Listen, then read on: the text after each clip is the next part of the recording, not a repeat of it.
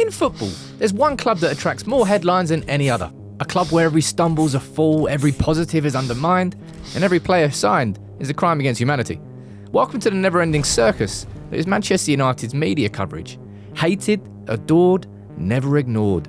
It was true in the 90s, it's just as strong now as it ever was, and with so much more exposure coming with social media, arguably more so. Today we're pulling back the curtain on the media's obsession with painting United in a negative light. United aren't just a football club, they're a content goldmine. With the largest stadium in England, a social media following that could populate a small country, and more daily drama than a Coronation Street omnibus, United are the gift that keeps on giving, for journalists and pundits alike. But it's not just coverage. It's not extensive. It's excessively negative. And we've got receipts to prove it. First off, there's the simple stuff, like Jamie Carragher saying Lisandro Martinez can't work in the Premier League because of his height before he'd kicked the ball. The size of a 5'9" playing in a back four, he cannot play there in the Premier League. The same Carragher who claimed Franco Baresi, a defender of the exact same height, was his favourite of all time. But wait, there's more. Carragher's not the only person at Sky pushing that anti-United sentiment. Let's talk about the media's favourite pastime, inflating United's transfer fees. In a 24-25 window, Sky Sports reported United's spending as in excess of £200 million. But when you break it down, the actual upfront fees totaled £180.8 million. Those pesky add-ons only seem to count when United are involved. What about when it comes to player sales? Surely Sky reported the £102 million that United could potentially make with all the add-ons, surely? Nah. Suddenly, they develop amnesia about add-ons. United's outgoing transfers could potentially reach £102 million, but Sky chose to report it as 85.4. It's funny how that works, isn't it? It's not a one-off either. In a report looking at all of Eric's signings, Sky reported all fees with add-ons once again, which is misleading, as it presented as if those fees had all been paid, when in reality, a large amount of these have a good likelihood of never being achieved. And it's not just misrepresenting facts, is it? The media have an incredible ability to find a negative in every hopeful moment. Take the 2024 FA Cup final. Just 2 days before, The Guardian reported Ten Hag would be sacked, regardless of the result. Nothing like a little bit of dressing room destabilisation before a cup final, eh? United pulled off an upset, though, with an excellently coached team performance. So surely, talk from the media after the game would be positive? Absolutely not. Instead, Lineker and Shearer gave us one of the most awkward, confrontational and out-of-line post-match interviews we've seen after an FA Cup final. This could conceivably be your last game. Do you know? I don't know. You don't? But it's... United's win meant that Newcastle had been booted out of the European places. Shearer seemed livid about it. Well, that and the fact that he, was dearer than Solskjaer. But I digress. It's not just former rival players with an axe to grind, is it? Let's not forget this gem from TalkSport. 14 shots and 5 on target. Fulham had 2. We had more possession than them. We had a higher XG than them. When discussing United's improvement after the opening game of the season against Fulham, this Chelsea fan couldn't resist taking a dig at United. This time last year, they played us off the park. Harrison Reed was looking like... That tells you how terrible you were Right, then. last season. Because heaven forbid, we acknowledge progress without a side of United bashing. And the witch hunt doesn't stop at club level. It trickles down to individuals as well. Take 19-year-old Kobbie Mainoo. What a year he has had since breaking through. But after one mistake against Liverpool, suddenly he's the poster child for United's systemic issues.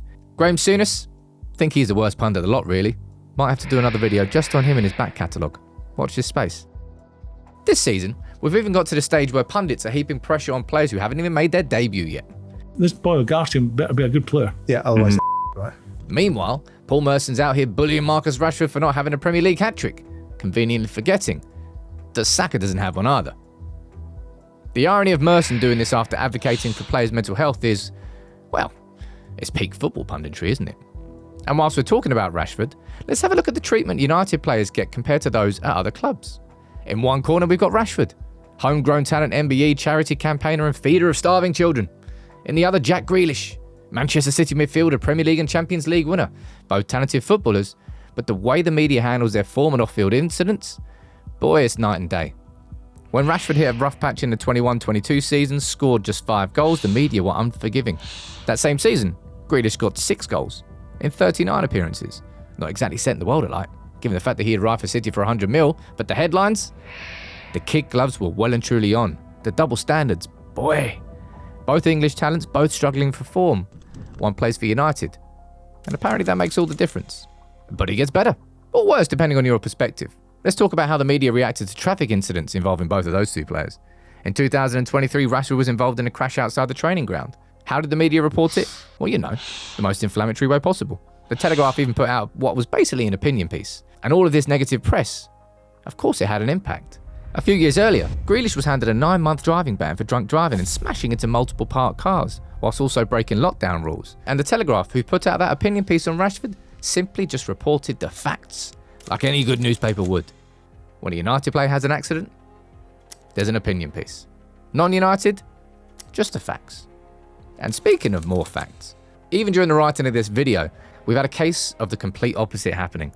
During the September international break, Ten Hag took part in a testimonial at his former club Utrecht and coached a team of legends against the current team. And what happened on the Monday morning after it took place? Jokes about how he couldn't even win a testimonial game. Now, firstly, who gives a about a testimonial? But there's a more important thing I've not mentioned. Eric didn't even lose the match. His team won it. The media, in their hunger for negativity and eagerness to put the boot in on Ten Hag, got the facts wrong, spread false information, before changing all their headlines later that day. Now, whilst infuriating, none of this media behaviour is new to United fans. Cast your mind back to the 99-2000 season. United, fresh from winning the treble, were asked by the FA to withdraw from the FA Cup to participate in the FIFA Club World Championship. The reason? To help England's 2006 World Cup bid. United obliged. And this was the reaction. I mean, after all, who better to question on the topic than a lottery winner, a war hero, and a supermodel? To this day, football fans and pundits still think it was United who didn't want to play in the FA Cup. The false narratives surrounding United's every move show no signs of disappearing. The signing of Chido Obi Martin by United from Arsenal caused a fair amount of talk this summer, especially on social media. And as always with social media, the facts were obscured almost instantly. Editor Rance, a small Twitter account who rarely even gets likes on his tweets, posted that United had offered Chido $30,000 a week. Arsenal fans quoted him as a reputable source, and the narrative that the move was 100% financially motivated spread everywhere. All of this despite the fact Fabrizio Romano said that he had turned down higher offers from Germany. And Chido himself even denied this via a repost on TikTok. But as the old saying goes, why let truth get in the way of a good anti-United story, right? The takeaway from all of this? Is there a grand conspiracy against United? Are all journalists secretly Liverpool fans who get no? No. But there's undeniably a pattern of sensationalism, double standards, and negative framing when it comes to United coverage.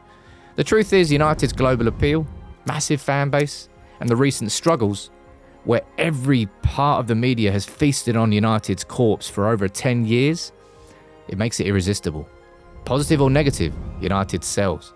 And in the attention economy of modern media, that's the golden goose. But here's a thought. What if we, the fans, the media, and even the club demanded better? A little less sensationalism, a touch more context, and maybe just some facts. And judging others by the same standards that United are judged to. The next time you see a headline screaming about United's latest crisis, take a deep breath.